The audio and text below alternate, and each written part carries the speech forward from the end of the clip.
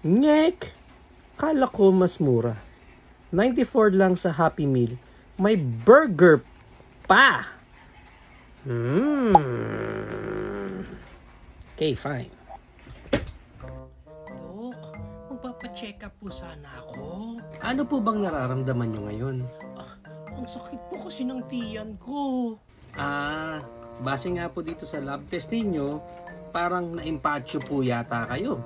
Ano ho bang huling nakain ninyo? Burger lang po, Dok. Huling kinain ko. Ay, ganun po ba? Is this your first time na kumain ng burger?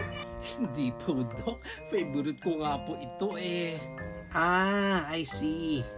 Pero, bakit kaya nagkaganyan kayo sa burger? Favorite food nyo naman po pala yan.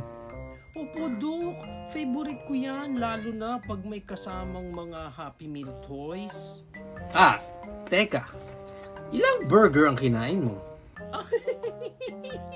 Ikaw naman, Dok. Konti lang naman, Dok. Di naman madami. Actually, wala naman sana akong balak kumain ng burger nung time na yon. Kaso may seller kasi ng Happy Meal toy. Mahal-mahal ng benta niya, Dok. Kaya bumili na lang ako ng isang buong set. At least may burger pa ako. So, ilan nga ang kinain mo? 12. Isang dosena? Magkano ba binibenta ng seller yung isang toy? 100 each daw po kasi sa kanya. Di ba, Dok, ang mahal? Magkano naman yung isang Happy Meal with burger? 94. Pambihira, sa lang naman pala yung difference ng price. Sana yun na lang yung binili mo, hindi ka pa sana na impatcho. Dok, ang mahal nun, tapos wala pang burger.